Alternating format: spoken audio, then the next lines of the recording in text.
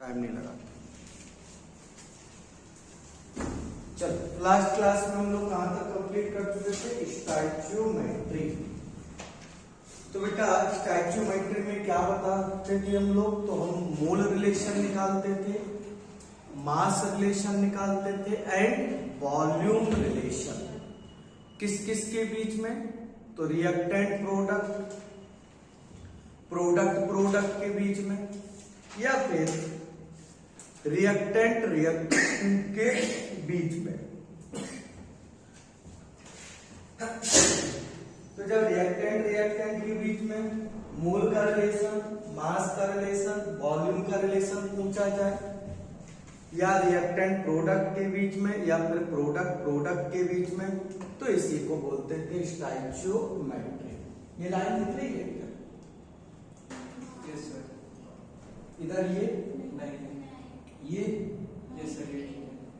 इतना लाइन देख लेते हैं और उस साइड बता देना कहां तक दिखाई दे रहा है।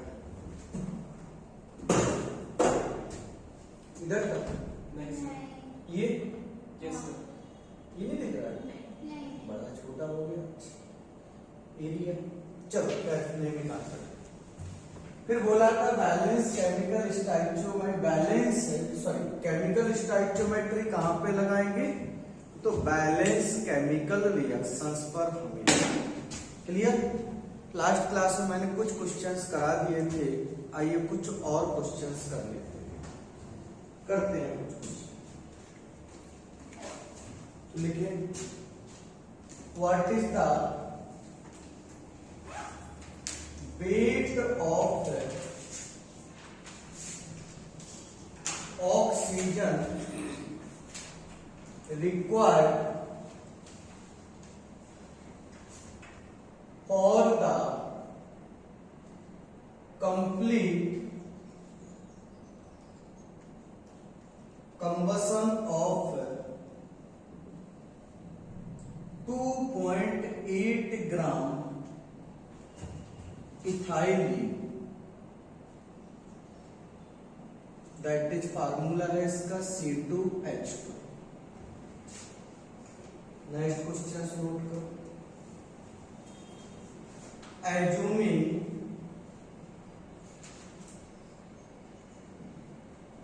Fully decompose, assuming fully decompose the volume of CO2 released at STP on heating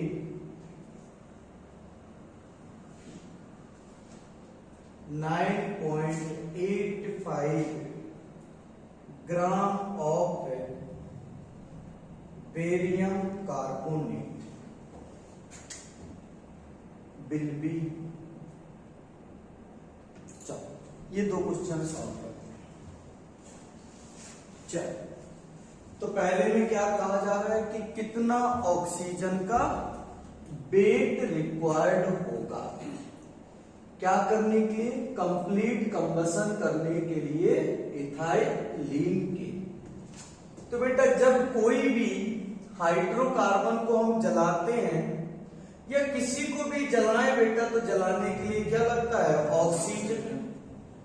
तो आइए हम इथाइलिन को जला रहे हैं C2H2 को, तो इसको जलाने के लिए कितने ऑक्सीजन लगेंगे? तो मैंने कहा था जब किसी हाइड्रोकार्बन को जलाते हैं तो इसको किसके थ्रू जलाएंगे? जनरल कंबसन इक्वेशन के द्वारा।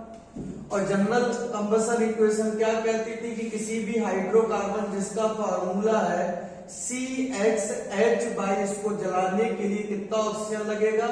तो by x plus by 4 oxygen. तो जरा देखो कितना ऑक्सीजन लगेगा? तो x की वैल्यू 2 है, बाई की वैल्यू भी कितनी है? 2। तो कितना ऑक्सीजन लग जाएगा जरा देखो? तो 2 प्लस 4 बाई 4, 4 2 जा 8 और 8 प्लस कितना 4 कितना हो जाएगा 12। 12/4 कितना आ जाएगा 3, तो 3 O2 लगेगा इसको जलाने के लिए। अब कितना CO2 बनेगा, तो बेटा X CO2, तो X की वैल्यू 2 है, तो दैट इज 2 CO2। कितना वाटर बनेगा, तो y/2, y की वैल्यू कितनी है 2, देखो y की वैल्यू 2 है, तो कितना H2O बन गया H2O। बैलेंस रिएक्शन, तुम्हें बैलेंस करने की भी जरूरत नहीं है, ये रिएक्शंस बैलेंस हो गई। अब जरा रिलेशनशिप देखो, अब लगाते हैं स्टोइचियोमेट्री। तो क्या कहा जा रहा है, जब हम एक मॉलिक्यूल्स जलाएंगे, इसका कोफिशिएंट 1 है, तो एक मॉलिक्यूल्स जलाएंगे इथाइलिन का, तो इसको जलाने के लिए कितना मॉलिक्यूल लगेगा ऑक्सीजन का 3। क्लियर। तो तुम क्या करो, मोल्स में निकालो। जब हम इसका 1 मोल जलाएंगे तो ऑक्सीजन कितनी लगेगी 3 मोल। यस और नो। अब 1 मोल का वजन देख लो कितना है, तो 1 मोल इथाइलिन का वेट देख लो, तो 1 मोल इथाइलिन का वेट कितना आ जाएगा 12 दूनी 24 और 2 26, दैट इज कितना 26 ग्राम।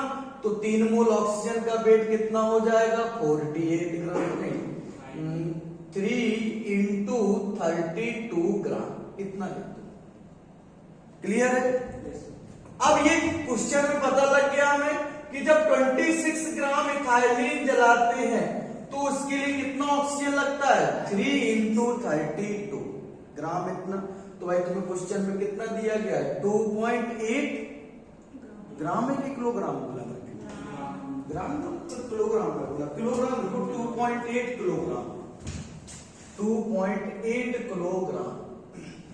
तो 2.8 किलोग्राम को जलाने के लिए कितना लगेगा, तो पहले तो 2.8 किलोग्राम में ग्राम बना लो, तो 2.8 किलोग्राम में कितना ग्राम आ जाएगा, तो 2.8 किलोग्राम इक्वल टू कितना ग्राम आ जाएगा 2800 ग्राम। यस और नो।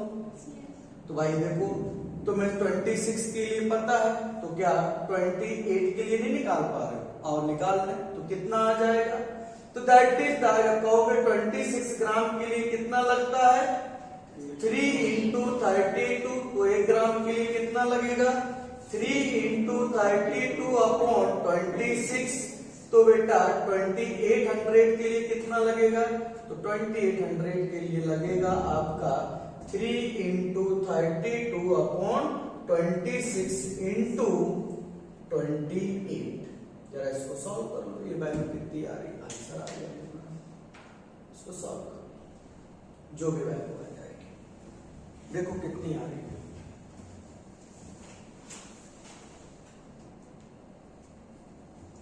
ग्राम में आ जाएगा, पर आंसर किलोग्राम में दिया है, तो हम किलोग्राम में कन्वर्ट कर लेंगे।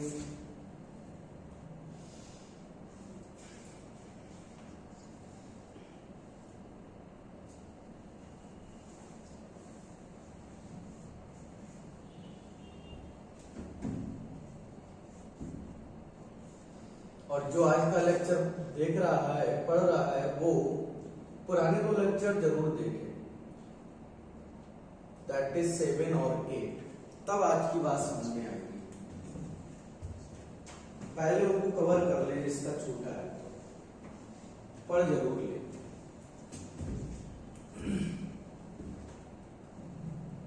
नोट हो गया, कितना आ रहा है सॉल्व करिएगा, कितना आ जाएगा,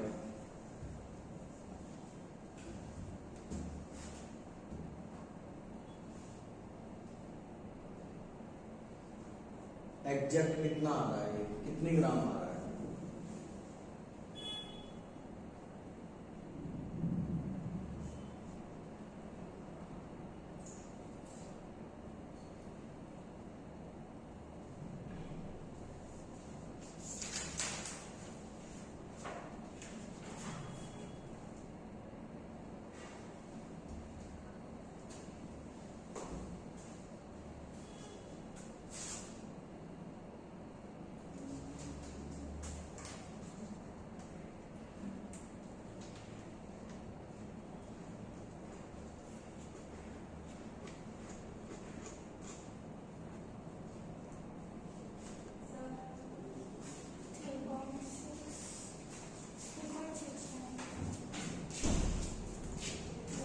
3. सही कैलकुलेशन नहीं करना, आराम से करना। चलो पढ़ा जाए हमने कितना 120 1.2 किलोग्राम 1.2 किलोग्राम हो सकता है। सही कर लो एक बार चेक कैलकुलेशन सही से। चलो पढ़ा जाए हमने। नेक्स्ट आगे बढ़ते हैं। अब क्वेश्चन पूछा जा रहा है assuming fully decomposed the volume of CO2 released at HDP when on heating 9.85 gram of barium carbonate will be। कह रहा है कि बताओ जब 9.85 बेरियम कार्बोनेट को गर्म करेंगे तो कितना CO2 बनेगा। तो बेटा रिएक्शंस में आपको बात की जा रही है, बेरियम कार्बोनेट को हीट कर रहे और CO2 का अमाउंट पूछ रहा है। मतलब जब आपको किसी रिएक्शंस के बारे में बता दिया जाए तो इन्होंने कहा बेरियम कार्बोनेट को हीट किया गया है और फिर आपसे कहेंगे इतना अमाउंट आपको हम दे रहे हैं इस रिएक्टेंट का, या फिर मान लो कोई इतना अमाउंट बन रहा है प्रोडक्ट का। तो जब भी ऐसा क्वेश्चन आएगा तो हम लगाएंगे यहाँ पे स्टोइचियोमेट्री। क्लियर। और स्टोइचियोमेट्री लगाने के लिए सबसे पहला काम होता है, रूल होता है, लिखेंगे बैलेंस केमिकल रिएक्शन। आओ बैलेंस केमिकल रिएक्शन बनाते हैं। तो बेरियम कार्बोनेट को पहले हीट करके देखेंगे क्या प्रोडक्ट बनता है। तो रूल लिखाया था बेटा जब किसी कार्बोनेट को हीट करते हैं तो बनता है कार्बोनेट का ऑक्साइड। तो that is the barium carbonate को हीट करेंगे तो बनेगा बेरियम का ऑक्साइड, साथ में CO2 गैस। क्लियर है कि नहीं। आओ जरा ध्यान से देखो, पहले बैलेंस कर लो कितना बेरियम है 1, कितना कार्बन 1, कितनी ऑक्सीजन 3, इधर 1 और 2 3, रिएक्शंस बैलेंस है। अब सिंपल सा संबंध देखो, तो जब ये जिसके बारे में पूछ रहा है अब उसका संबंध देखो, जिसके बारे में पूछ रहा है उसका संबंध देखो। तो किसके बारे में बात की जा रही है, बेरियम कार्बोनेट एंड CO2। तो चिल्ला चिल्ला के रिएक्शंस कह रही है कि जब एक बेरियम कार्बोनेट को आप गर्म करोगे तो कितना मॉलिक्यूल बनेगा CO2 का, 1 से 1। देखो रिलेशन। तो बेटा जब हम 1 मोल लेंगे इसका तो देखो बेटा ये भी कितना बनेगा 1 मोल। अब वेट निकाल लो दोनों का, क्योंकि इसका वेट का रिलेशन पूछ रहा है। तो तुम क्या करो, वेट से मोल्स बना लो इसके, और इसका क्या पूछ रहा है, वॉल्यूम का रिलेशन। तो इसके मोल से क्या बना लो, वॉल्यूम। तो इसका 1 मोल का वेट किसके बराबर होगा, इसके ग्राम मॉलिक्यूलर वेट के। तो इसका ग्राम मॉलिक्यूलर वेट निकालते हैं कितना है। तो जरा बेरियम का एटॉमिक वेट होता है 137। तो that is the 137 plus 12 plus oxygen का कितना हो गया 48 प्लस 12 कितना हो गया 60। तो 60 और 137 आ गया 197 ग्राम। यस और नो। और 1 मोल ऑक्सीजन का वॉल्यूम कितना हो, 1 मोल CO2 का वॉल्यूम कितना होता है। तो कोई भी गैस हो HTP पर उसके 1 मोल गैस का वॉल्यूम होता है कितना 22.4 लीटर। तो क्या रिलेशनशिप निकल के आ गया पहले स्टोइचियोमेट्री से। तो कह रही है स्टोइचियोमेट्री की जब हम 197 ग्राम बेरियम कार्बोनेट को हीट करते हैं तो कितना वॉल्यूम बाहर आता है 22.4 लीटर। तो क्या 9.85 ग्राम करने पर नहीं निकाल पाओगे। तो आओ निकाल लेते हैं। ऊपर वाला क्वेश्चन नोट हो गया, आओ तो निकाल लेते हैं कितना आएगा, चेक करो।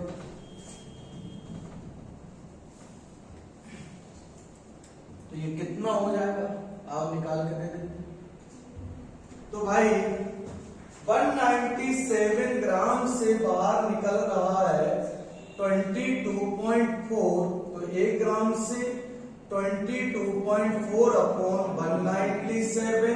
तो 9.85 ग्राम से 22.4 अपॉन 197 इंटू 9.85।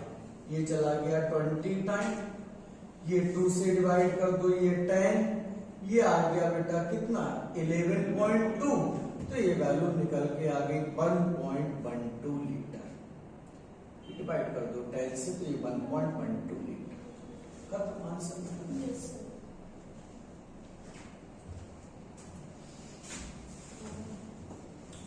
नोट करिए।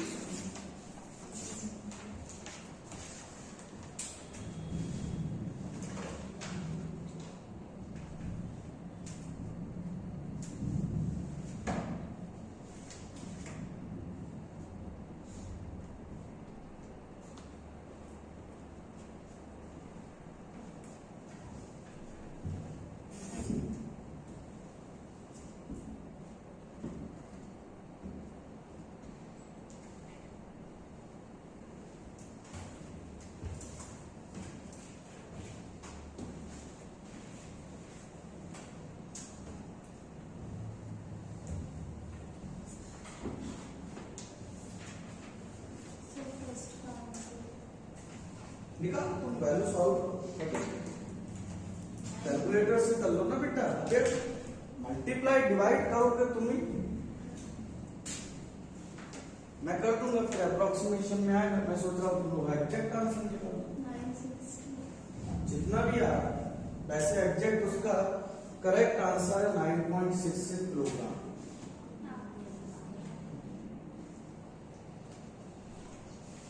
कभी आंसर को ध्यान से नहीं देखता क्या है उसका आंसर, मैं सिर्फ कॉन्सेप्ट फॉलो करता हूँ। आंसर तो आता ही है बेटा, कहाँ जाएगा। कॉन्सेप्ट आपका स्ट्रांग हो तो आंसर तो आता ही है। चलो हटाओ इसको। अब आइए एक बात सुन लीजिए, फिर आगे बढ़ते हैं। वो बात क्या है कि मान लो मोल कंसेप्ट का क्वेश्चन है, और मोल कंसेप्ट में आपको एक रिएक्शंस दी गई है। सुनो बात ध्यान से, बहुत केयरफुली सुनो इन टर्म्स को। क्या बोला गया, मोल कंसेप्ट का क्वेश्चंस है, और क्वेश्चंस में तुम्हें बता रहा है कि रिएक्शंस चल रही है। तो जो रिएक्शंस चल रही है उस रिएक्शंस में किसी एक का इंफॉर्मेशन दे और दूसरे का इंफॉर्मेशन पूछे। बहुत केयरफुली सुनो, अब एक क्या है दूसरा क्या है सब बताते हैं। तो किसी एक का इंफॉर्मेशन दे दूसरे का पूछे, तो हम सिंपल स्टोइचियोमेट्री लगाएंगे। अब एक का इंफॉर्मेशन दे दूसरे का पूछे, इसका मतलब क्या है, तो जब कोई केमिकल रिएक्शन चल रही हो तुम्हें किसी एक रिएक्टेंट का इंफॉर्मेशन दे दे और तुमसे किसी प्रोडक्ट के बारे में पूछे कि ये कितना बन रहा है, या पर मान लो रिएक्टेंट का इंफॉर्मेशन दे एक का, और मान लो एक से ज्यादा रिएक्टेंट प्रेजेंट है दूसरे का भी इंफॉर्मेशन पूछे, तब भी आप क्या लगाएंगे, सिंपल स्टोइचियोमेट्री। तो किसी एक का इंफॉर्मेशन दे, किसी भी, चाहे रिएक्टेंट का दे दे चाहे प्रोडक्ट का, तो रिएक्टेंट का एक का इंफॉर्मेशन दे दिया, या मान लो प्रोडक्ट का इंफॉर्मेशन दे दिया, तो रिएक्टेंट प्रोडक्ट में किसी एक का इंफॉर्मेशन पूछे, मतलब रिएक्टेंट एंड प्रोडक्ट में से किसी एक रिएक्टेंट का, ओनली वन रिएक्टेंट का या फिर ओनली वन प्रोडक्ट का क्या करें, आपको इंफॉर्मेशन दे दें, और तुमसे किसी अदर रिएक्टेंट या अदर प्रोडक्ट के बारे में इंफॉर्मेशन पूछे, तो हमेशा लगाएंगे सिंपल स्टोइचियोमेट्री। अब सिंपल स्टोइचियोमेट्री क्या है, सुनेंगे बात ध्यान से। तो क्या कर रहे हैं, अभी जो हमने क्वेश्चन सॉल्व किए हैं इसको आप कह सकते हो ये आपने सिंपल स्टोइचियोमेट्री से सॉल्व किए। अब सिंपल स्टोइचियोमेट्री लगाएंगे, पर सिंपल स्टोइचियोमेट्री में करेंगे क्या, तो सुनिए जरा ध्यान से। सबसे पहले किसी एक की इंफॉर्मेशन दे दूसरे की पूछे, सिर्फ एक की इंफॉर्मेशन दे और किसी दूसरे की इंफॉर्मेशन पूछे, तो सबसे पहले सिंपल स्टोइचियोमेट्री लगाएंगे और इसमें क्या करेंगे, आप सबसे पहले उस रिएक्शंस को लिखेंगे जो इस क्वेश्चन में हो रही है। तो पहली कंडीशन है कि आपको क्या करना है, एक सिंपल बैलेंस केमिकल रिएक्शंस लिखनी है, जो रिएक्शंस वहां पे क्या हो रही है, चल रही है। कर लिया इतना काम। रिएक्शंस लिखने के बाद फिर जिनमें संबंध पूछा जा रहा है, मतलब जिस जिसका दिया गया है और जिसका पूछा जा रहा है उसमें क्या करिए, अपने स्टाइल मतलब अपने बैलेंस केमिकल रिएक्शंस में उनके बीच में क्या निकालिए, एक रिलेशन निकल आया। फिर उनके बीच में रिलेशन निकालिए और उसी फॉर्म में निकालिए जिस फॉर्म में क्वेश्चंस में पूछा जा रहा है एंड क्वेश्चन में दिया जा रहा है। कर लिया ये। फिर उसके बाद आपने वो रिलेशंस निकाल लिया उनके बीच में करेक्ट वाला। फिर जिसके लिए पूछा जा रहा है आप उसको निकाल लीजिए उस रिलेशन की हेल्प से। इतना ही काम करना है। आप अगर चाहे तो जरा प्रीवियस क्वेश्चन उठा लो, देख लो प्रीवियस क्वेश्चन अभी जो 2 महीने कराए हैं, तुम पढ़ो। दोनों क्वेश्चंस में केवल एक की इंफॉर्मेशन दे रहा है कि नहीं, एक रिएक्शंस बता रहा है। देखो पहले बारे में क्या कह रहा था कि इथाइलिन का कंबसन हो रहा है, दूसरे में क्या कह रहा है, बेरियम कार्बोनेट का डिकम्पोजिशन हो रहा है। ये रिएक्शंस बता दी। अब देखो पहले वाले रिएक्शंस में वो किसका अमाउंट दे रहा है, इथाइलिन का। किसका पूछ रहा है, ऑक्सीजन का। तो देखो दोनों रिएक्टेंट है पर कितने रिएक्टेंट का इंफॉर्मेशन दिया, एक का। पूछ किसने करा है, दूसरे का। दूसरे क्वेश्चन में देखो किसका इंफॉर्मेशन दिया, बेरियम कार्बोनेट का। किसका इंफॉर्मेशन पूछ रहा है, CO2 का। एक का दिया दूसरे का ही पूछ रहा है। तो देखो जब भी ऐसे क्वेश्चंस आए एक का इंफॉर्मेशन दे दूसरे का पूछे।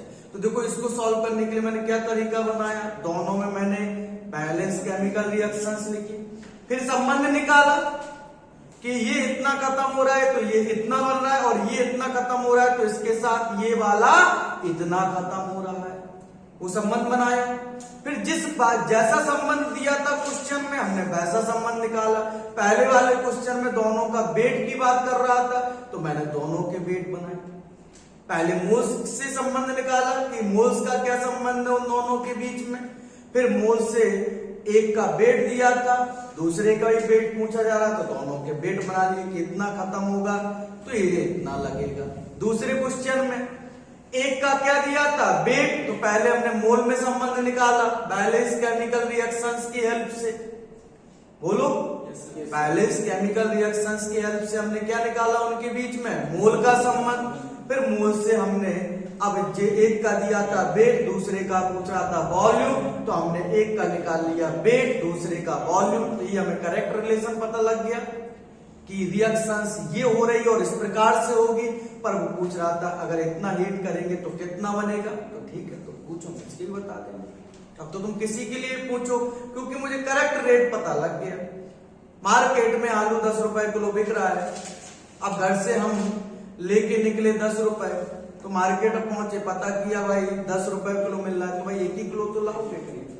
तो भाई रेट पता लग गया, उस हिसाब से तो कैलकुलेशन किया। अब मान लो 10 रुपए आलू बिक रहा है, मार्केट से तुम 20 रुपए ले गए, तो भाई तुमको 1 किलो चाहिए तो कितना रुपए दोगे उसको, 10 ही तो दोगे। तो वो तो अपने हिसाब से तुम्हें कैलकुलेशन करना पड़ेगा, 20 थोड़ी ना देके आ जाओगे कि नहीं भैया लो तुम 20 रखो, 20 लेके आए थे घर से। तो बस तुम्हें मार्केट रेट पता चल जाए, फिर उसके हिसाब से तुम सही कैलकुलेशन कर लोगे। समझ में आया कि नहीं, पक्का। अब चलिए वैसे ये क्वेश्चन और देते हैं जो मैंने अभी बातें सिखाई। चलो तो इस पे एक बेस्ड और क्वेश्चन देते हैं, फिर आगे बढ़ते हैं। तो ये कि स्टोइकियोमेट्री में टाइप 1 बोल सकते हैं इसको।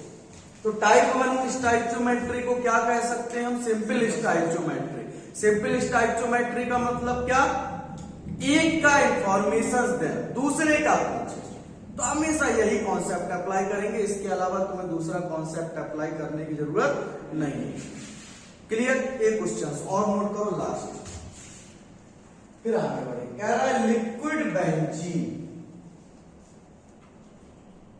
कौन है liquid benzene, C6H6 burn, liquid benzene burns in oxygen.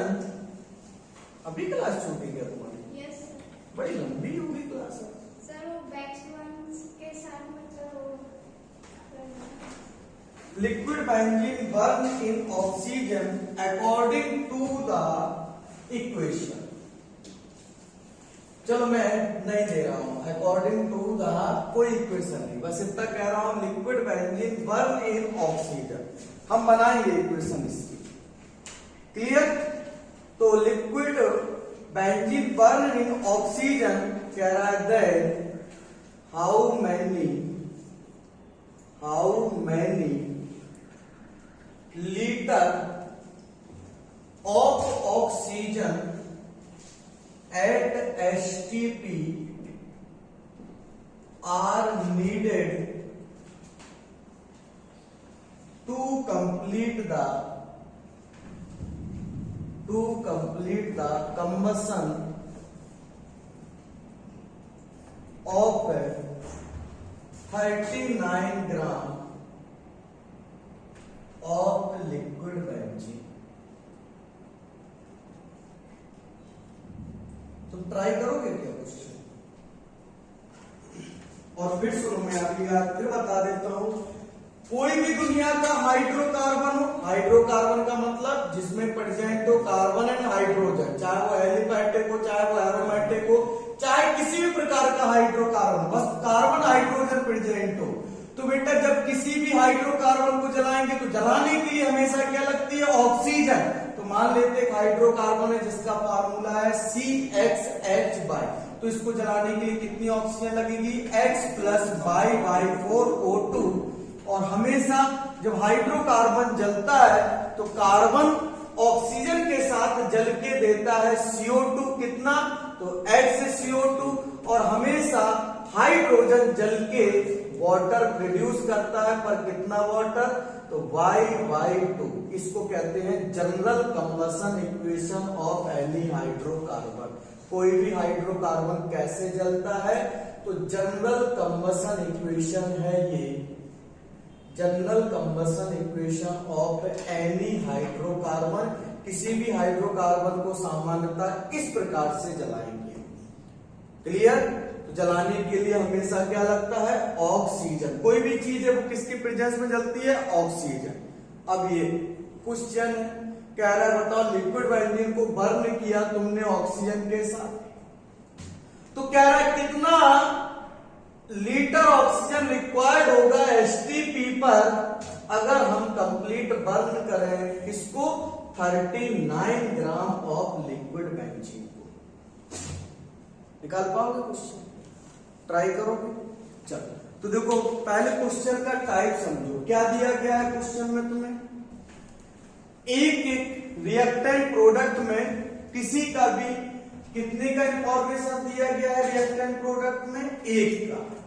और कितने का इंफॉर्मेशन पूछ रहा है आपसे? दूसरे का। एक का इंफॉर्मेशन से दूसरे का इंफॉर्मेशन पूछे तो क्या लगाएंगे? Simple stoichiometry. और सिंपल स्टोइकियोमेट्री लगाने के लिए सबसे पहले क्या लिखेंगे? Balance chemical reaction. तो भैया पहले तो इसकी रिएक्शंस लिखो, क्या रिएक्शंस बनेगी जब हम लिक्विड बेंजीन को जलाएंगे। जब इसको जलाएंगे तो क्या रिएक्शंस बनेगी पहले वो बताओ। जब इसको जलाएंगे तो रिएक्शंस क्या बनेगी पहले वो बताओ।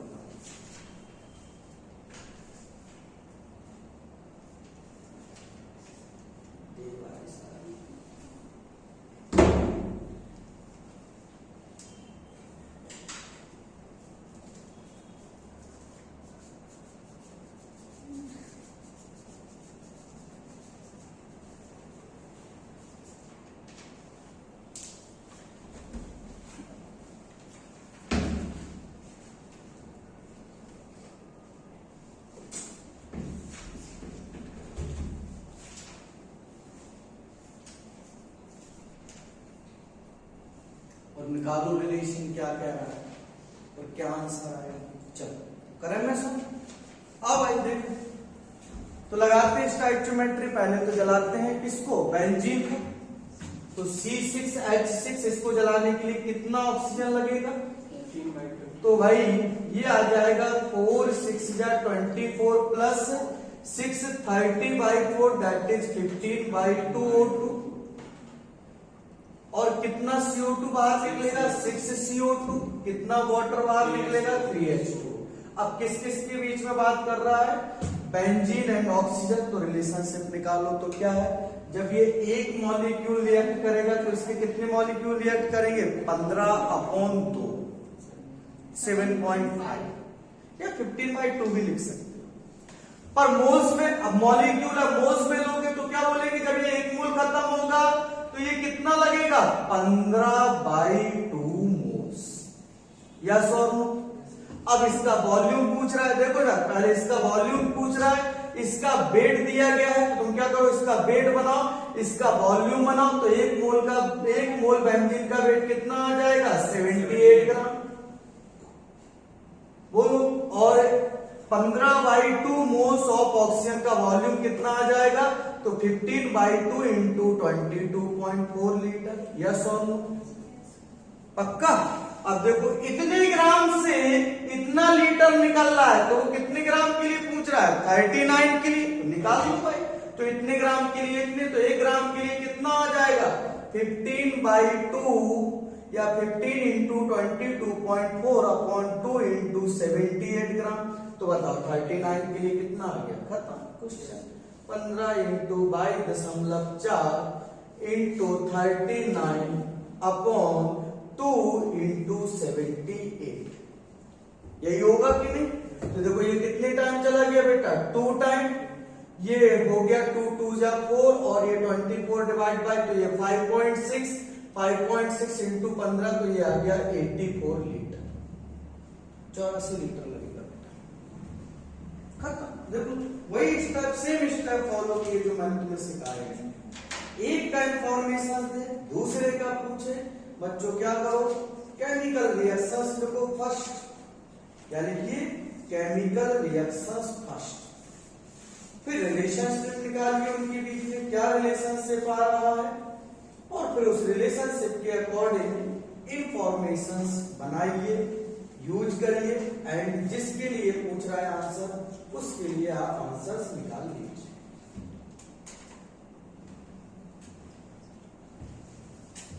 आसान काम है, इसी को हम कह रहे हैं सिंपल स्टोइचियोमेट्री। नोट करो।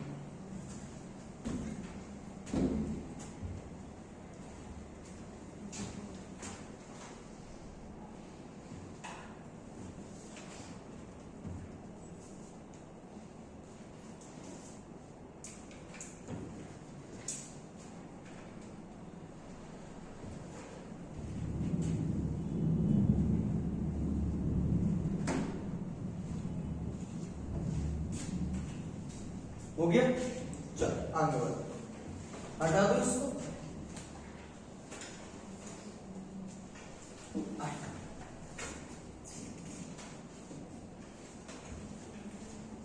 चल बड़े, अब बात कर रहे हम, अब मान लीजिए नेक्स्ट क्वेश्चन की तरफ चलते हैं। जैसे आइए एक नेक्स्ट क्वेश्चन देते हैं। तो मैंने क्या बोला आपको कि जब आपको किसी रिएक्शंस क्वेश्चन में एक रिएक्शंस होती हुई बता दी जाए कि ये रिएक्शंस चल रही है और उस रिएक्शंस में किसी एक का अमाउंट है, चाहे प्रोडक्ट का या फिर रिएक्टेंट का, और किसी का भी अमाउंट पूछे, तो हमेशा लगाएंगे सिंपल स्टोइचियोमेट्री।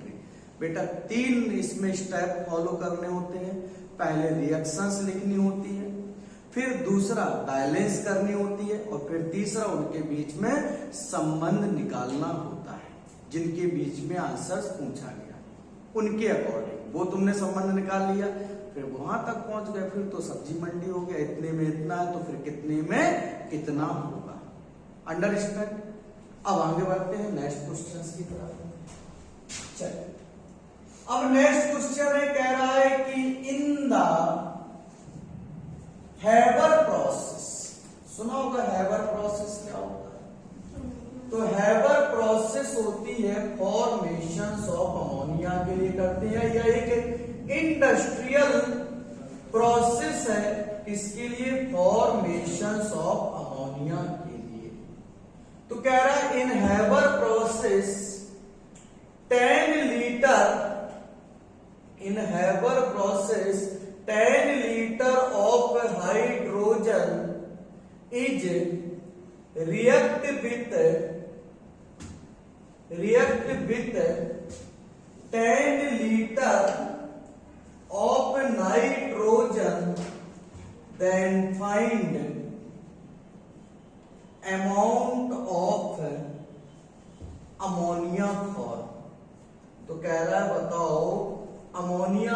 अमाउंट कितना फॉर्म होगा। तो आइए, तो पहली बात तो स्टोइकियोमेट्री का क्वेश्चन है, क्या पूछा गया, क्या दिया गया है वो तो बाद में देखेंगे। सबसे पहले क्या करेंगे, बैलेंस केमिकल रिएक्शंस लिखेंगे। तो बैलेंस केमिकल रिएक्शंस, तो हर प्रोसेस में रिएक्टेंट होता है नाइट्रोजन हाइड्रोजन और बनती है कौन, अमोनिया। बैलेंस करो इसको, 2 नाइट्रोजन, यहाँ 1 तो 2 से मल्टीप्लाई कर दिया। इधर कितना हाइड्रोजन, 2, इधर 2 3 जा 6 तो 3 से मल्टीप्लाई कर दिया। रिएक्शंस क्या हो गई, बैलेंस। अब आगे बढ़ते हैं क्वेश्चन में।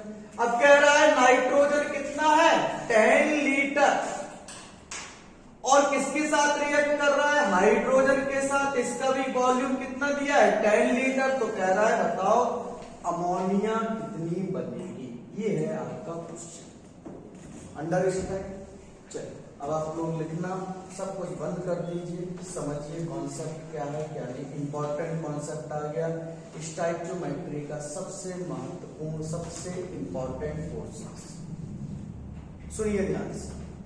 अब बेटा मान लो अभी मैं आपको बोल रहा था कि स्टोइकियोमेट्री का क्वेश्चन हो, एक रिएक्टेंट या प्रोडक्ट में किसी एक की इंफॉर्मेशन गिवन हो और दूसरे की इंफॉर्मेशन पूछे, तो हम सिंपल स्टोइकियोमेट्री लगाएंगे।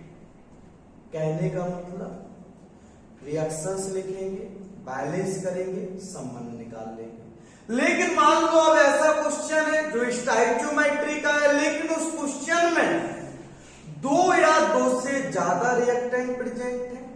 क्या बोला जा रहा है, 2 या 2 से ज्यादा रिएक्टेंट प्रेजेंट है, और इन 2 या 2 से ज्यादा रिएक्टेंट में से आपको 2 या 2 से ज्यादा रिएक्टेंट का क्या दिया गया है, अमाउंट।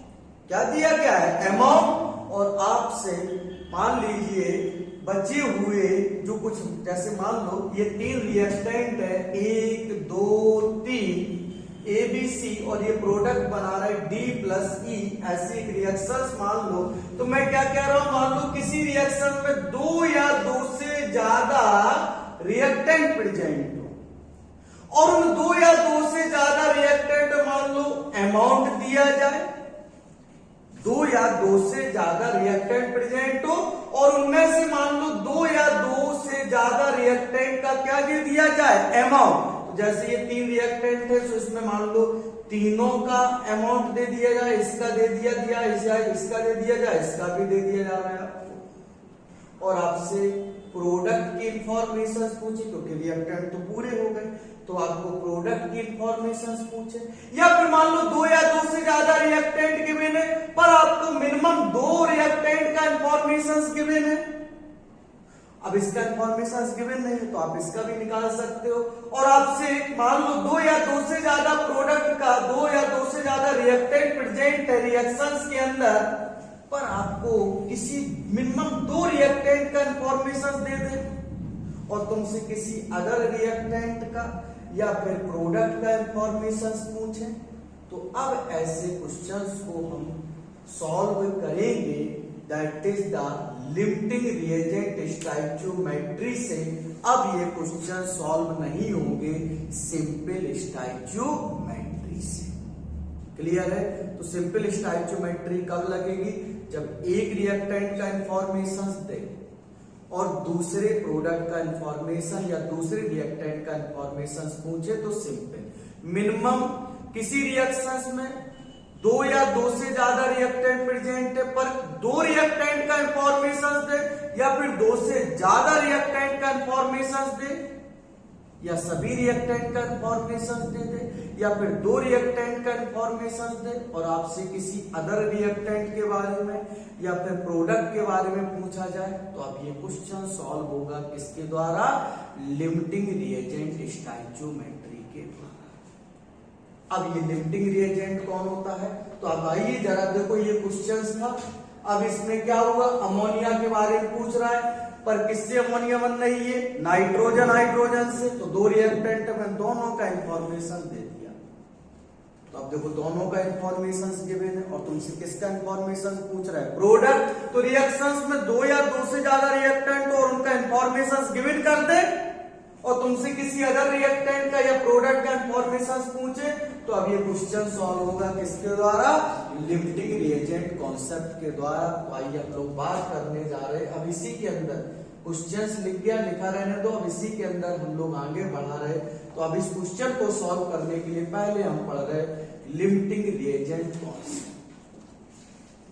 तो अब ये सॉल्व होगा किसके द्वारा? लिमिटिंग रिएजेंट कॉन्सेप्ट के द्वारा।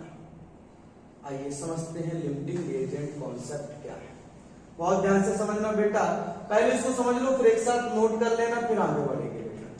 मैं जल्दी से खत्म करता हूं लिमिटिंग रिएजेंट कॉन्सेप्ट। तो सबसे पहले आइए हम लोग बात करने जा रहे हैं लिमिटिंग रिएजेंट कॉन्सेप्ट के अंदर ये लिमिटिंग रिएजेंट कौन होता है।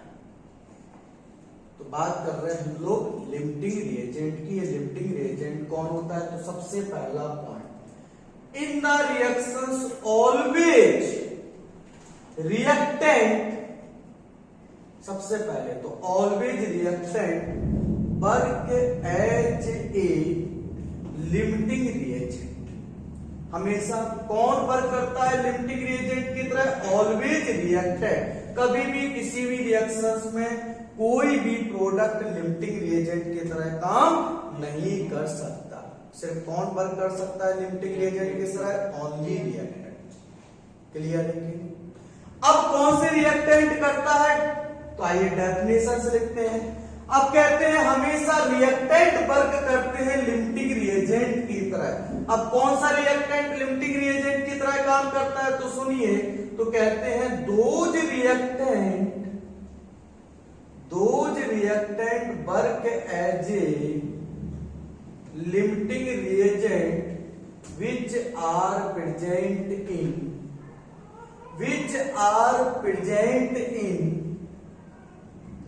less amount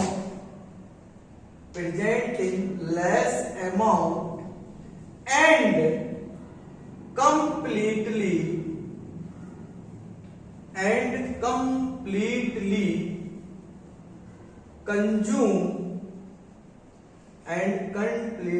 consume in the reaction। तो वो रिएक्टेंट लिमिटिंग रिएजेंट की तरह काम करते हैं रिएक्शंस के अंदर जो किसमें प्रेजेंट होते हैं? लेस अमाउंट में, एंड पूरे के पूरे क्या हो जाते हैं? खत्म। उनको हम बोलते हैं रिएक्शंस में, उन रिएक्टेंट को हम बोलते हैं रिएक्शंस के अंदर ये किसकी तरह वर्क कर रहे? लिमिटिंग रिएजेंट की तरह। पक्का? चलो अब वैसे मेरे को कहानी सुनाता हूँ, इसके लिए मैं एक रोटी सब्जी की कहानी, पहले मैं कहानी सुनाता हूँ फिर ये पढ़ाता हूँ। इस बार थोड़ा उल्टा कर रहा हूँ, टाइम कम है तो पहले तुम्हें बता रहा हूँ और अब तुम्हें मैं कहानी सुना रहा हूँ। तो आइए सुनिए कहानी, थोड़ी सी शॉर्ट में करा देते इस बार कहानी। तो मान लो कोई एक इंसान है और वो खाना खाता है। तो इंसान है तो खाना तो खाएगा, इसमें क्या सोचने का? पर वो खाना खाता है लेकिन स्टाइल के साथ। कैसा स्टाइल है उसका खाना खाने का? कैसा स्टाइल है? तो एक इंसान है जो खाना खाता है पर स्टाइल के साथ खाता है। और उसका स्टाइल क्या है खाना खाने का? उसको खाने में सुबह एंड शाम सिर्फ खाने के लिए 4 रोटी चाहिए और क्या चाहिए भैया? 1 कटोरी सब्जी। तो ये एकदम आलू बना देते, नवरात्रि चल रही है ना तो अंडा नहीं बना सकते, एकदम आलू। क्लियर है कि? आइए सुनिए। तो एक इंसान है कोई, सपोज करो ये हो सकती है अपनी, क्या नाम है इसका? आयुषी। तो आयुषी है इंसान, मान लो आयुषी का खाना खाने का स्टाइल है। क्या खाना खाने का स्टाइल है? सुनो इनका। ये कहती है कि, बहुत ध्यान से सुनो इसको, बहुत ये समझ में आ गया तुम लोग लिमिटिंग रिएजेंट समझ में आ जाएगा बच्चों, इसलिए कह रहे इस कहानी को सुन लो थोड़ा सा। तो इनका खाना खाने का एक स्टाइल है और इनका खाना खाने का क्या स्टाइल है? ये खाने में कितना खाती हैं? 4 रोटी और 1 कटोरी सब्जी।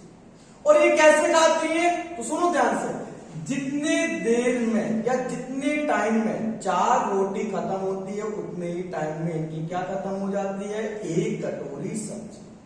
ये है इनका खाना खाने का स्टाइल। जैसे ही रोटी का लास्ट टुकड़ा खत्म होता है उतने ही टाइम पर इनकी सब्जी भी पूरी की पूरी क्या हो जाती है? और इनका खाने को कितना चाहिए और इतना खाते हैं इस प्रकार से, पर इनको खाने के लिए कितना खाना चाहिए, 4 रोटी और 1 कटोरी सब्जी। ये फिक्स है इनकी डाइट। अब इन्होंने इसके बाद ये भी बोल के रखा है कि अगर इससे कम खाना मिलेगा तो हमारा पेट खाली रह जाएगा, क्योंकि इतनी डिमांड थी, रिक्वायरमेंट थी। और इससे ज्यादा खाना आ गया तो भैया हम नहीं खाएंगे, किसी भी कंडीशन पे नहीं खाएंगे।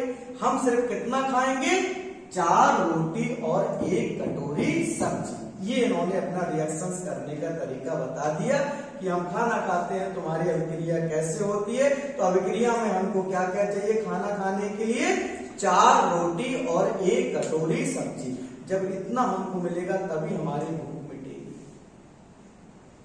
अगर इससे कम मिला तो भूखे रह जाएंगे, इससे ज्यादा मिला तो हमारे किसी काम का नहीं होगा, हमारे को उतना मिल जाएगा खाना, बाकी हम छोड़ देंगे। सिंपल सी बात, ये खाना खाने का इनका स्टाइल है, समझना ध्यान से।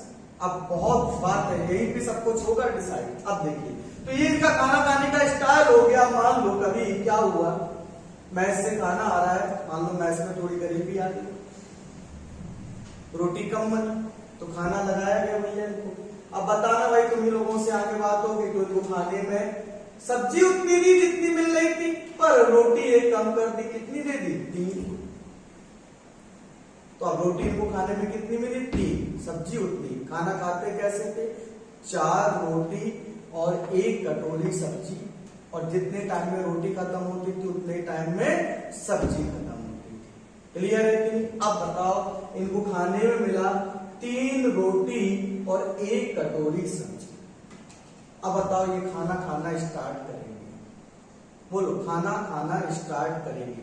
बताओ पहले कौन खत्म हो जाएगा, बोलो कौन खत्म हो जाएगा भाई, खाना खाएंगे पहले, बताओ इसमें कौन खत्म होगा पहले, रोटी। कौन बचा रहेगा, सब्जी।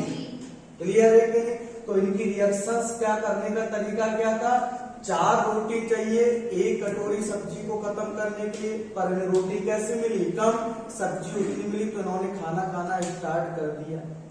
बोलो, तो पहले कौन कम पड़ गया खाना खाने के लिए, रोटी, ये कम अमाउंट में मिली। अब बताओ, और जब ये कम अमाउंट मिली और दूसरा ये रिएक्शंस में खत्म हो जा रही कि नहीं, बोलो। अभी खाना खा रहे तो ये कम अमाउंट में भी, और जब ये खाएंगे तो पहले ये खत्म हो गई कि नहीं। तो देखिए इस रिएक्शंस के अंदर क्या हो रहा है, रोटी कैसी है, कम अमाउंट में और पहले खत्म हो जा रही है। तो देखिए ये कौन सी कंडीशन को सेटिस्फाइड कर रही है, तो ऐसे सब्सटेंस रिएक्शंस में जो कम अमाउंट में और पहले खत्म हो जाए उनको हम क्या नाम देते हैं, लिमिटिंग रिएजेंट। तो बताओ इस रिएक्शंस में कौन लिमिटिंग रिएजेंट है, रोटी। तो रोटी हो गई अपनी लिमिटिंग रिएजेंट, और सब्जी अभी बात करेंगे उसमें एक्सेस है क्या है, छोड़ो अभी। पहले तो हमारा रोटी कैसा हो गया, लिमिटिंग रिएजेंट।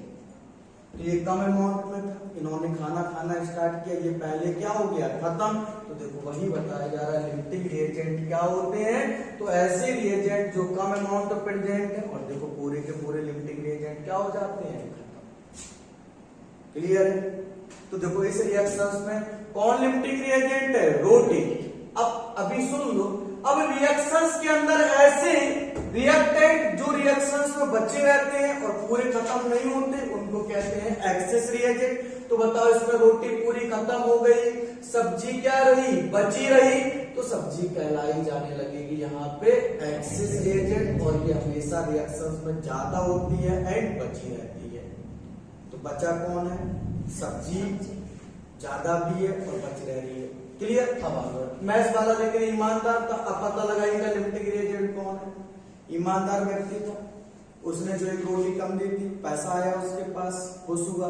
ईमानदार व्यक्ति था, उसने जिस दिन एक दिन रोटी कम खिलाई थी वो रोटी इसकी क्या कर दी, वापस। तो देखो इनको 4 रोटी तो मिलती ही थी खाने में, पर 1 कटोरी 1 रोटी उस दिन कम दी थी, तो उसने 1 रोटी इसको बढ़ा कर दे दी, पर ईमानदार था। सब्जी उतनी दी जितनी डेली दे रहा, ईमानदारी की बात है। तो रोटी बढ़ा के दे दी 5, जो 1 कम दी थी, सब्जी उतनी दी जितनी, क्योंकि सब्जी तो उस दिन भी उतनी होती थी।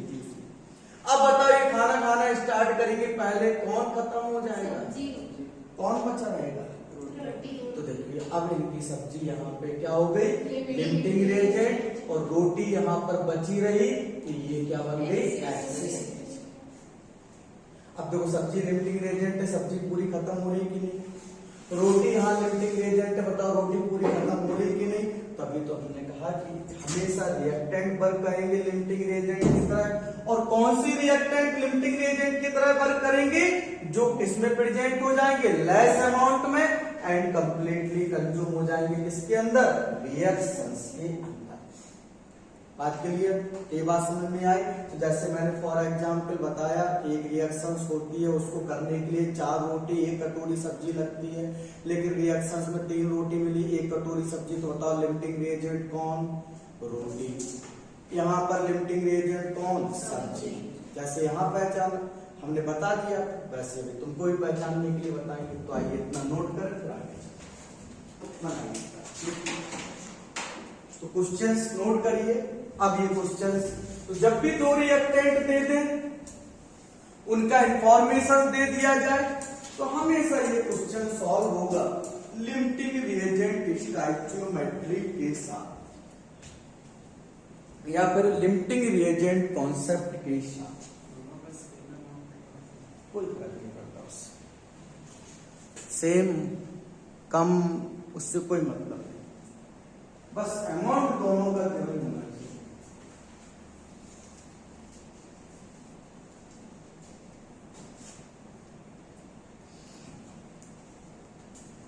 कम दिया ज्यादा दिया इससे कोई फर्क नहीं, बस अमाउंट गिवन होना चाहिए।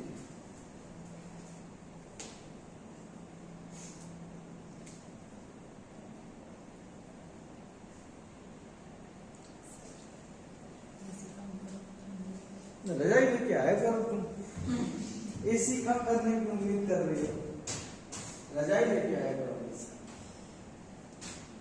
देखो हम कम नहीं करते, हम बंद करते हैं सीधा या फिर चालू करते हैं, कम ज्यादा का कोई लगता नहीं।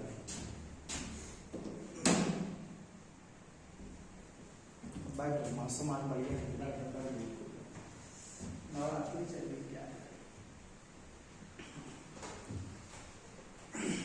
ऐसे मौसम में मजा आता है, बढ़िया बारिश अच्छी, नवरात्रि क्या है,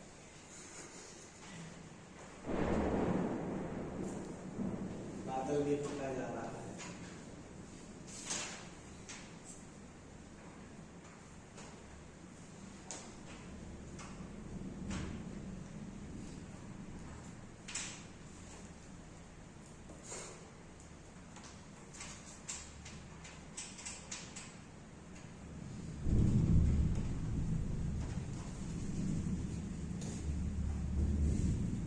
बन गया, हटा दें? चल आगे बढ़ो। अब नेक्स्ट, सर यार तो आपने बता दिया था कि रिएक्शन की कंडीशन इतनी है, अब ये कम दिया तो ये हो गया लिमिटिंग रिएजेंट, और ये कम दिया तो ये हो गया लिमिटिंग रिएजेंट। पर हम कैसे पता लगाएंगे सर रिएक्शंस में कि रिएक्टेंट का इंफॉर्मेशन दे दो, और आपको कैसे पता लगेगा कि इसमें कौन लिमिटिंग रिएजेंट है, कौन लेस अमाउंट में है?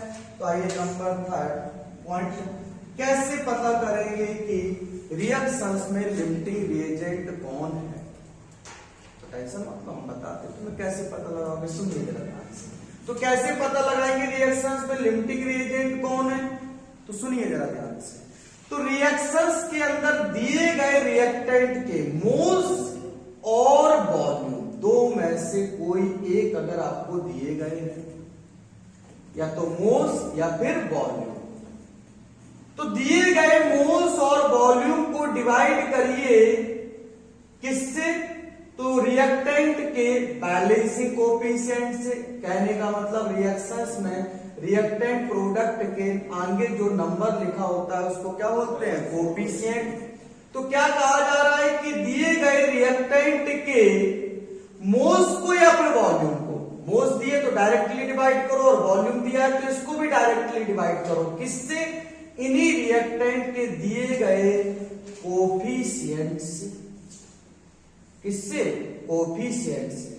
और डिवाइड करने पर जिसमें वैल्यू कम आ जाए वही होगा आपका लिमिटिंग रिएजेंट, और जिसमें ज्यादा वैल्यू आ जाए वो आपका हो जाएगा कौन? Access reagent. मैं साथ में ही बताता चला जा रहा हूं। तो कैसे पता लगाएंगे कि कौन हमारा लिमिटिंग रिएजेंट है तो दिए गए रिएक्टेंट के मोल्स और वॉल्यूम को डायरेक्टली डिवाइड करिए रिएक्टेंट के कोफिशिएंट से, जिसमें वैल्यू कैसी आ जाए कम, वही हमारा क्या होगा लिमिटिंग रिएजेंट। अभी तो कर लोगे, बहुत आसान। अब एक बात और सुनो, केवल मोल्स और वॉल्यूम को, अब अगर और कुछ दिया गया है तुम्हें रिएक्टेंट का, जैसे मान लो पार्टिकल संख्या दे दी, वेट दिया गया है, तो पहले आप उनके क्या बनाएंगे मोल्स, फिर आप डिवाइड करेंगे अंडर स्टैंड, और फिर देखेंगे जिसमें वैल्यू कम आएगी वही आपका क्या होगा लिमिटिंग रिएजेंट। अब लिमिटिंग रिएजेंट पता लग गया। अब बात करते हैं प्रोडक्ट कितना बनेगा, तो सुनेंगे जरा ध्यान से बच्चों, बहुत इंपॉर्टेंट पॉइंट है। तो कहते हैं इन the reaction amount of product for only depends on limiting reagent. Reactions में प्रोडक्ट कितना बनेगा ये बात सिर्फ किस पे डिपेंड करती है, लिमिटिंग रिएजेंट पर, ओनली ऑन लिमिटिंग रिएजेंट पर। कहते हैं कि जब तक लिमिटिंग रिएजेंट प्रेजेंट होता है, जब तक रिएक्शंस होती है, तो जब तक लिमिटिंग रिएजेंट प्रेजेंट होगा जब तक रिएक्शंस होगी, मतलब जब तक प्रोडक्ट बनता रहेगा। जैसे ही लिमिटिंग रिएजेंट रिएक्शंस में खत्म होता है, प्रोडक्ट बनना इमीडिएटली क्या हो जाता है, जैसे ही रिएक्शंस में लिमिटिंग रिएजेंट खत्म हो जाता है, रिएक्शंस इमीडिएटली क्या हो जाती है, स्टॉप। जब रिएक्शंस स्टॉप हो गई तो फिर प्रोडक्ट बनना क्या हो जाएगा, बंद। तो ये बात सिर्फ किस बात पे डिपेंड कर रही है, प्रोडक्ट कितना बनेगा, लिमिटिंग रिएजेंट पर। समझेंगे जरा, देखो इधर, जब तक 4 रोटी है, जब तक 1 कटोरी सब्जी है, ये रिएक्शंस कर रही है पूरी की पूरी, यस और नो। अब बताओ यहां बेटा क्या कंडीशंस थी बेटा, कि अगर हमें कुछ कम मिलेगा तो हम खाए, मतलब हमारा पेट खाली रह जाएगा, ज्यादा मिलेगा तो हम उसको खाएंगे नहीं, ये बात हुई थी कि नहीं। अब देखो यहां पर बेटा कौन लिमिटिंग रिएजेंट है, रोटी। कौन एक्सेस रिएजेंट है, सब्जी। तो बेटा जब तक रोटी है यहाँ पे, जब तक ये खाना खाएंगी, यस और नो। इधर समझो बेटा, जब तक रोटी है जब तक ये खाना खाएंगी कि नहीं, जब तक रोटी यहाँ प्रेजेंट है, मतलब रोटी क्या है यहाँ पे, लिमिटिंग रिएजेंट। जब तक रोटी प्रेजेंट है जब तक ये खाना खाएंगी, जैसी रोटी खत्म ये खाना क्या कर देंगी, बंद। तो जब तक रोटी है मतलब लिमिटिंग रिएजेंट है, जब तक ये खाना खा रही है, तो जब तक प्रोडक्ट बन रहा है, जैसे ही खाना मतलब लिमिटिंग रिएजेंट खत्म हुआ, मतलब रोटी खत्म हुई, इस रिएक्शंस में उन्होंने खाना क्या कर दिया, बंद। सिमिलरली यही इस रिएक्शंस में लिमिटिंग रिएजेंट कौन है, सब्जी। तो देखो बेटा जब तक इनके पास सब्जी है जब तक ये खाना खाएंगी, यस और नो। जैसी सब्जी खत्म हो गई, सब्जी कैसी खत्म हो जाएगी, 4 रोटी में, जैसी 4 रोटी खत्म होगी सब्जी खत्म होगी, बताओ ये रिएक्शंस करना क्या कर देंगी, बंद। तो वो 1 रोटी बची रहेगी कि नहीं, बोलो। तो जब तक लिमिटिंग रिएजेंट है, एक्सेस रिएजेंट से कोई मतलब नहीं, जब तक सब्जी प्रेजेंट थी जब तक ये रोटी खा रही थी, जैसी सब्जी खत्म रोटी खाना क्या कर दिया उन्होंने, बंद। तो इस रिएक्शन में देखो सब्जी क्या है, लिमिटिंग रिएजेंट। तो कहने का मतलब जब तक रिएक्शंस में लिमिटिंग रिएजेंट प्रेजेंट होता है तब तक प्रोडक्ट बनता है। जैसे ही लिमिटिंग रिएजेंट रिएक्शंस में खत्म हो जाता है, रिएक्शंस इमीडिएटली क्या हो जाती है, स्टॉप। तो प्रोडक्ट बनने का भी अमाउंट जो है वो भी क्या हो जाएगा, बंद। तो फिर अमाउंट प्रोडक्ट का कितना बनेगा, ये किस बात पे डिपेंड करेगा, लिमिटिंग रिएजेंट पर। तो देखो point number 4, amount of product for only depends on limiting reagent. किस पे डिपेंड करेगा, लिमिटिंग रिएजेंट। अब ये कितना बनता है अमाउंट ऑफ प्रोडक्ट, तो आइए निकालते हैं। तो प्रोडक्ट को मैं x से रिप्रेजेंट कर देता हूं, तो कितना प्रोडक्ट बनेगा, तो देखो जरा फार्मूला लगाएंगे, अमाउंट ऑफ प्रोडक्ट कितना बनेगा। तो देखो फार्मूला लगाएंगे अमाउंट ऑफ प्रोडक्ट निकालने का, तो amount of product that is x equal to होगा बेटा मोल्स और volume of limiting reagent. Formula क्या होगा, इधर लिखता हूं नीचे, मोल्स और volume of limiting reagent upon coefficient of limiting reagent.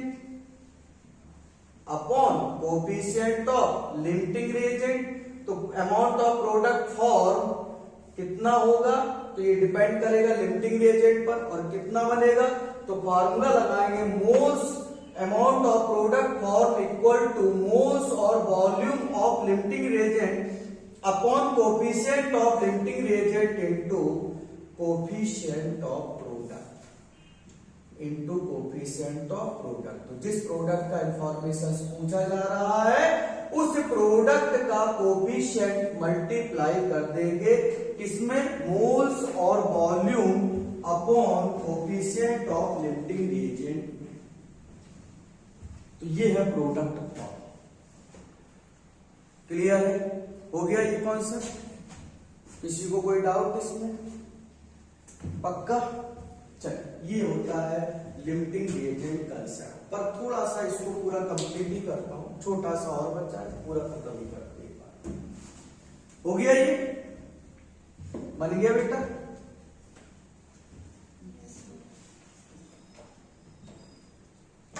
तो कैसे पता लगाएंगे कितना प्रोडक्ट बनना है, तो निकालने का फार्मूला लगाएंगे मोल्स और volume of limiting reagent upon coefficient of limiting reagent into coefficient of product. अब एक बात और सुनो, अगर मोल्स रखोगे तो मोल्स में अमाउंट आएगा, वॉल्यूम रखोगे तो प्रोडक्ट का वॉल्यूम किस में आएगा, वॉल्यूम। ठीक, आगे बढ़ते। अब नेक्स्ट, अब बात करते हैं इसी के अंदर, खत्म नहीं हुआ अभी ये टॉपिक। अब बात करते हैं नेक्स्ट पॉइंट, एक्सेस रिएजेंट क्या होते हैं। एक्सेस रिएजेंट, तो लिख लो फटाफट इसको, एक्सेस रिएजेंट जल्दी से लिखेंगे, एक्सेस रिएजेंट। तो एक्सेस रिएजेंट हमेशा ऑलवेज रिएक्टेंट ही, always reactant work as a excess reagent, ER से रिप्रेजेंट करते हैं। अब कौन से रिएक्टेंट एक्सेस रिएजेंट के तरह वर्क करेंगे, तो क्या बोलोगे, दोज रिएक्टेंट, बोलो those reactant which are present in more amount, which are present in more amount and left behind in end of the reaction, and left behind end of the reaction मतलब reaction जब खत्म हो जाती है तो उसके बावजूद भी ये बचे रहते हैं। तो left behind in the reaction is called as a excess reagent या are called as a excess reagent.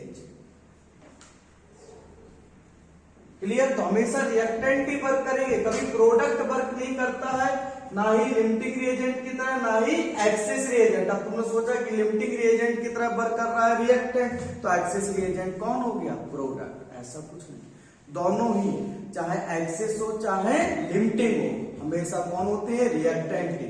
कौन से रिएक्टेंट लिमिटिंग रिएजेंट होते हैं, जो कम अमाउंट में पाए जाते हैं, खत्म हो जाते हैं रिएक्शंस में, वो लिमिटिंग रिएजेंट। कौन से रिएक्टेंट एक्सेस रिएजेंट होते हैं, जो रिएक्शंस में ज्यादा प्रेजेंट होते हैं एंड बचे रहते हैं। क्लियर है कि which are present, those reactant which are present in most and left behind in the reaction. अब जैसे अभी हम एग्जांपल है, रोटी सब्जी में कहानी नहीं सुना पाया, पर छोटे से में ही बहुत समझ में आ जाए। देखो पहले वाले में बेटा एक्सेस रिएजेंट कौन था, सब्जी बची रही। दूसरे वाले में एक्सेस रिएजेंट कौन था, रोटी। ऐसा नहीं वो खत्म हुई पर बची रही लास्ट में रिएक्शन होने के बावजूद भी। तो देखो इन्होंने 4 रोटी खाने के बाद खाना बंद कर दिया था, सब्जी खत्म हो गई थी, तो एक रोटी बची रही। अब देखो रोटी वहां एक्सेस रिएजेंट था तो बची रही कि नहीं, यस और नो। चलिए आगे बढ़ते हैं। अब कैसे पता लगाएंगे एक्सेस रिएजेंट कौन है, तो पहले बता चुके, दिए गए मोल्स और वॉल्यूम को डिवाइड करिए उसके रिएक्टेंट के कोफिशिएंट से, जिसमें वैल्यू कैसी आ जाए, ज्यादा, वो हमारा क्या हो जाएगा, एक्सेस रिएजेंट। अब नेक्स्ट पॉइंट सुनो। अब जिस प्रकार से प्रोडक्ट का अमाउंट फॉर्म होता है, अब एक्सेस रिएजेंट है, रिएक्टेंट है बेटा, तो रिएक्टेंट तो हमेशा खत्म ही होगा, रिएक्टेंट हमेशा क्या होगा, कंज्यूम। अब कह रहे हैं कि एक्सेस रिएजेंट जो कंज्यूम हो रहा है उसकी मात्रा भी सिर्फ डिपेंड करेगी लिमिटिंग रिएजेंट पर। अब कैसे, तो सुनिए जरा। जब तक ऊपर वाले में रोटी थी, जब तक ये सब्जी खाए जा रहे थे, बोलो, जैसी रोटी खाना इन्होंने खत्म हुई तो रोटी खाना इन्होंने क्या कर दिया, बंद, तो सब्जी बची रही कि नहीं। लेकिन जब तक ये खाना खा रहे थे, मतलब रोटी लिमिटिंग रिएजेंट थी, जब तक रोटी थी, जब तक ये सब्जी को क्या कर रहे थे, खा रहे थे। तो कब तक खा रहे थे, जब तक कौन प्रेजेंट है, रोटी। और रोटी पहले वाले रिएक्शंस में क्या थी, लिमिटिंग रिएजेंट। बात समझ रहे हैं कि नहीं। अब दूसरे रिएक्शन में कौन है लिमिटिंग रिएजेंट, सब्जी। कौन एक्सेस रिएजेंट है, रोटी। तो जब तक सब्जी प्रेजेंट है, सब्जी लिमिटिंग रिएजेंट, जब तक ये रोटी खा रहे, यस और नो, तो तब तक रोटी खत्म हो रही। रोटी है एक्सेस रिएजेंट, लेकिन जब तक ये रोटी खा रहा है तो रोटी खत्म हो रही। लेकिन जैसे ही सब्जी खत्म हुई, रोटी खाना इन्होंने क्या कर दिया, बंद। तो कितना एक्सेस रिएजेंट खत्म होगा, ये बात भी किस पे करेगी, लिमिटिंग रिएजेंट। क्योंकि जब तक लिमिटिंग रिएजेंट प्रेजेंट है रिएक्शन में, जब तक रिएक्शन होती रहेगी, मतलब तब तक एक्सेस रिएजेंट भी क्या होता रहेगा, कंज्यूम। जैसे ही लिमिटिंग रिएजेंट खत्म, रिएक्शन हो जाएगी स्टॉप, तो एक्सेस रिएजेंट का कंज्यूम होना भी क्या हो जाएगा, बंद। अब कितना एक्सेस रिएजेंट कंज्यूम होता है, तो ये बात डिपेंड, तो एक्सेस रिएजेंट कितना खत्म होता है, तो खत्म ही होगा क्योंकि रिएक्टेंट है। तो एक्सेस रिएजेंट कितना खत्म होता है, ये बात किस पे डिपेंड करती है, लिमिटिंग रिएजेंट पर। और कितना खत्म होगा तो वो भी बता देते हैं तुम्हें। तो सबसे पहले तो लिखो इस बात को, ये पॉइंट नोट हो गया तुम्हारे, ये पॉइंट नोट होगा। चलो नेक्स्ट पॉइंट देखो, एक्सेस रिएजेंट के लिए, क्योंकि बात में बेटा पूरी अच्छे से पता होना चाहिए कि एक्सेस रिएजेंट का अमाउंट कितना खत्म होगा, ये बात किस पे निर्भर करेगी, तो ये सब पता होना चाहिए, कॉन्सेप्ट सीख रहे हैं। तो next third point, amount of excess reagent consume only, amount of excess reagent consume only depends on, only amount of excess reagent consumed is only depends on limiting reagent। क्योंकि लिमिटिंग रिएजेंट जब तक reactions में present है, जब तक अभिक्रिया होगी, मतलब ये खत्म होता रहेगा। और जैसे लिमिटिंग रिएजेंट खत्म, रिएक्शन होना क्या होगी, बंद। इसका कंजप्शन क्या भी हो जाएगा, बंद हो जाएगा। अब कितना खर्च होगा, amount of excess reagent consume, तो इसी फार्मूले से निकाल लेंगे। बस अब प्रोडक्ट की जगह एक्सेस रिएजेंट है तो कंज्यूम लिखेंगे। Amount of excess reagent consume, कितना कंज्यूम हो रहा है, तो फार्मूला बनाओ, amount of excess reagent consume equal to moles और volume of limiting reagent upon coefficient of limiting reagent into coefficient of excess reagent. तब एक्सेस रिएजेंट कर देंगे, यहाँ पे फार्मूला बन गया, नोट कर लो, कुछ भी नहीं छोड़ेंगे। ऐसी की तैसी क्वेश्चन, लिमिटिंग रिएजेंट तो और आसान है क्या, इसमें कुछ नहीं, पता नहीं तुम लोग क्या कर रहते हो गया। अब नंबर 4 पॉइंट, लास्ट पॉइंट बचा, फार्मूला नोट कर लो। और कितना कंज्यूम होगा, amount of excess reagent consume only depends on limiting reagent, और कितना कंज्यूम होगा, तो ये क्लियर। अभी लास्ट पॉइंट, अब एक्सेस रिएजेंट बचेगा तो कितना बचा, तो हम कैसे निकालेंगे, शुरुआत में जो दिया जाएगा उसमें से क्या करेंगे, कंज्यूम वाला निकाल देंगे जो खत्म हुआ, बाकी बचा हुआ मिल जाएगा। तो amount left, amount of excess reagent left, कितना बचा, अभी हमने पढ़ा था कि भाई बचा रहेगा रिएक्शंस, और बच रहा है। देखो पहले वाले रिएक्शंस में सब्जी एक्सेस रिएजेंट बची है, दूसरे वाले में रोटी एक्सेस रिएजेंट बच रही है, कितनी बच रही, तो कैसे निकाल लेंगे, फार्मूला लगाएंगे, initial amount minus consume amount, और कंज्यूम अमाउंट यहां से पता लग गया, क्लियर। बस इससे ज्यादा लिमिटिंग रिएजेंट पे क्वेश्चंस नहीं पूछे जाते हैं, यही है टोटल लिमिटिंग रिएजेंट का कांसेप्ट, जो कि हो गया नोट। और इस क्वेश्चन को सॉल्व करेंगे। आओ इस क्वेश्चन को सॉल्व करते हैं। हटा दो इसको। तो देखो पहले तो बेटा दो रिएक्टेंट थे, दोनों का इंफॉर्मेशन दे दिया। तो दो या दो से ज्यादा रिएक्टेंट गिवन हो पर तुम्हें उसमें से दो रिएक्टेंट का इंफॉर्मेशन दे दे तो फिर ये क्वेश्चन लगेगा लिमिटिंग रिएजेंट। आओ लिमिटिंग रिएजेंट स्टोइकियोमेट्री लगाते हैं।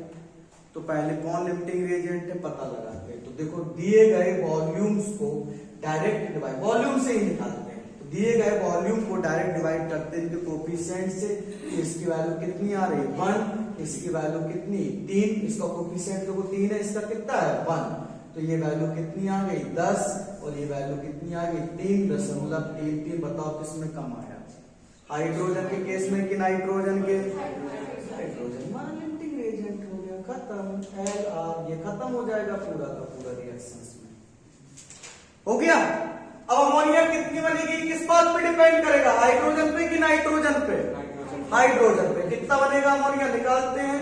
तो amount of ammonia form, amount of ammonia form, कितना अमोनिया बनेगा जरा देखो बच्चों, निकालो रे कितना बनेगा अमाउंट ऑफ अमोनिया फॉर्म। तो volume of limiting reagent 10, coefficient इसका 3, कोफिशिएंट ऑफ अमोनिया 2, तो ये आ गया 3.33 इंटू 2 लगभग कितना 6.66 या 6.67 लीटर इतना कर, इतनी बनी। बात क्लियर हो गई? यस और नो? पक्का? अब नाइट्रोजन तो बच गया क्योंकि वो तो एक्सेस रिएजेंट है, ज्यादा आ रही ना वैल्यू इसमें। तो ये क्या बन गया नाइट्रोजन अपना एक्सेस रिएजेंट। तो ये कितना बचा? तो पहले क्या निकाल लो, कंज्यूम कितना हुआ, बोलो यस और नो? तो पहले हम क्या निकालेंगे, कंज्यूम। अब ये बचा रहा तो कितना बचा, तो हम ये भी निकालते हैं कि बचा तो कितना बचा। तो पहले क्या निकालते हैं, कंज्यूम वाला। तो कितना नाइट्रोजन कंज्यूम हुआ ये किस बात पे डिपेंड करेगा, लिमिटिंग रिएजेंट। और कैसे पता लगाएंगे कितना कंज्यूम हो रहा है, तो volume of limiting reagent upon coefficient of limiting reagent into coefficient of excess reagent 1। तो 3.33 लीटर ये कंज्यूम हुआ, इतना ही कंज्यूम हुआ। दिया कितना था बच्चों, 10 लीटर। तो बचा कितना बताओ, बचा हुआ अमाउंट कितना हो जाएगा एक्सेस रिएजेंट का। अमाउंट लेफ्ट निकालो कितना आ जाएगा। तो अमाउंट लेफ्ट था कितना बेटा, बोलो यार अमाउंट लेफ्ट कितना बचा रहेगा। वो तेरी नाश बेटा, ये सबसे आसान टॉपिक है। था 10 खत्म हो गया 3.33 बचा रहा 6.67 लीटर। देखो ये सब कुछ हाइड्रोजन 0 कुछ नहीं बचा। नाइट्रोजन कितना हो गया, रिएक्शन कुछ रिएक्शंस में लास्ट में क्या मिल रहा है, तो कहोगे हाइड्रोजन 0 लीटर, अमोनिया 6.67 लीटर और नाइट्रोजन भी 6.67 लीटर। ये बची, ये बनी, ये पूरा खत्म हो गया। पर अब ये पूछे इसका कितना अमाउंट खत्म हुआ, नाइट्रोजन, नाइट्रोजन खत्म हुई पर कितनी खत्म हुई 3.33 लीटर। बची कितनी, खत्म। सारा क्वेश्चन सॉल्व। कितना आसान कॉन्सेप्ट है, नोट कर लो। नेक्स्ट क्वेश्चन करवाते हैं।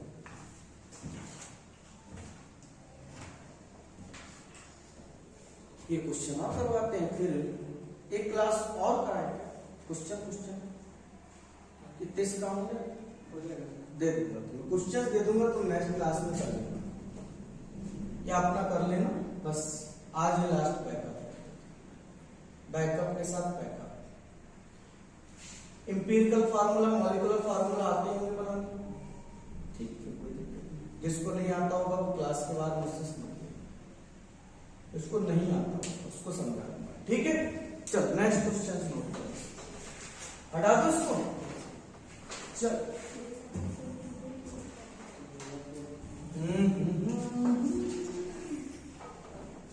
देखो अमाउंट सेम दे, कम दे, ज्यादा दे, इससे हमें कोई चेक नहीं करना। हमें तो लिमिटिंग रिएजेंट देखना है कि वो कौन है। तो उसके लिए दिए गए मोल्स और वॉल्यूम को डायरेक्टली डिवाइड करेंगे किससे, उसके कोफिशिएंट से। क्वेश्चन है A + 2B + 3C gives 2D + 3E और कह रहा है इस रिएक्शंस में जब रिएक्शन स्टार्ट हुई तो इसमें 2 moles of A and 1.5 moles of B and 3 moles of C क्या किए, रिएक्ट किए। तो कह रहा है बताओ D कितना बनेगा और E कितना बनेगा, और इनमें से कौन रिएक्टेंट कितना कितना बचेगा, ये क्वेश्चन है। तो कौन कितना बनेगा और कौन कितना रिएक्टेंट बचेगा, क्योंकि लिफ्टिंग एजेंट तो बेटा एक ही होगा इस रिएक्शन में। चलो निकालो, तो कौन कितना प्रोडक्ट बनेगा और कौन सा रिएक्टेंट पूरा खत्म हो जाएगा, कौन सा रिएक्टेंट बचेगा। सारे क्वेश्चन सॉल्व करो, कौन खत्म हो रहा है, कौन बच रहा है, कौन कितना बन रहा है। तो जो लिफ्टिंग रिएजेंट हो जाएगा वो खत्म, बाकी जो रिएक्टेंट वो बचे हुए तो बन जाएगा एक्सेस रिएजेंट, तो बचेंगे और प्रोडक्ट हमेशा बनेगा, और वो कितना बनेगा तो ये बात निर्भर करेगी इस पर, लिफ्टिंग रिएजेंट पर। हो गया।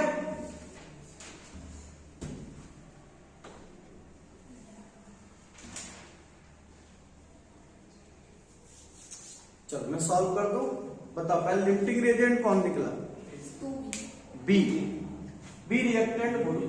चलो चेक कर लेते हैं एलआर कौन है, पता लगाते हैं। 2 डिवाइड बाई 1, 1.5 डिवाइड बाई 2 और 3 डिवाइड बाई 3। तो ये वैल्यू कितनी निकल आई 2, ये वैल्यू कितनी हो गई 0.75 और ये वैल्यू कितनी आ गई 1। तो बताओ सबसे कम वैल्यू किसमें आ रही है, बी में, तो बी हमारा लिफ्टिंग रिएजेंट। अब डी कितना बनेगा तो डायरेक्ट निकालता हूं, डी का अमाउंट मोल्स कितना है 1.5, इसका कोफिशिएंट कितना है 2, कोफिशिएंट ऑफ डी कितना है 2, तो 2 से 2 कैंसिल, आंसर आ गया 1.5 मोल्स बनेगा। बेटा ई कितना बनेगा तो निकाल लो जरा, मोल्स ऑफ लिफ्टिंग रिएजेंट कितना है 1.5, कोफिशिएंट उसका 2 इंटू कोफिशिएंट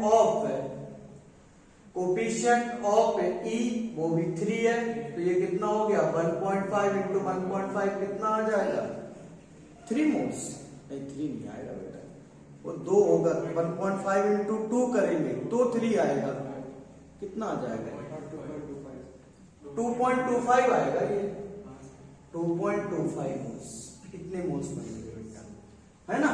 अब बेटा बी और देखो ए और बी, ए और सी बचेगा, क्योंकि इसमें देखो वैल्यू कैसी है ज्यादा, तो ये बचेगी, तो कितने बचे तो अब निकालें। तो पहले एक खत्म वाला निकालते हैं, कंज्यूम कितना हुआ, consume amount of A, consume amount of A कितना खत्म हुआ तो बताओ जरा ध्यान से, था कितना बेटा ये moles of lifting reagent 1.5, coefficient कितना 2 इंटू कोफिशिएंट ऑफ ए 1, तो ये वैल्यू निकल के आई 0.75 मोल्स, इतना खत्म हो गया बेटा, है ना, इतना खत्म हो गया। दिया कितना था 2 मोल्स, तो लेफ्ट कितना हो जाएगा 2 माइनस 0.75 दैट इज 1.25 मोल्स।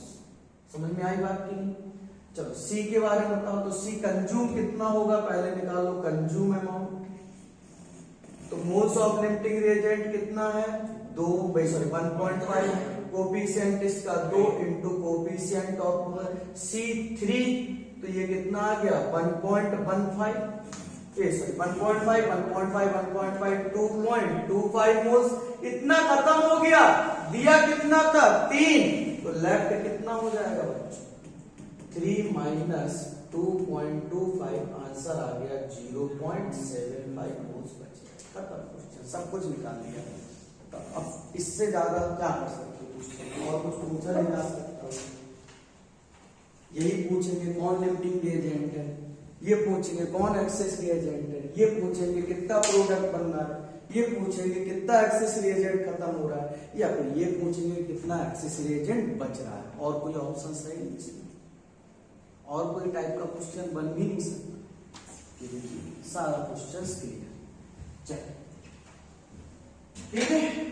इसके क्वेश्चंस और भी प्रैक्टिस करवा देंगे आने वाले क्लासेस में एक आध दिन। ठीक है, आज के लिए यहीं तक रखेंगे, इसके आगे की बात होगी नेक्स्ट लेक्चर।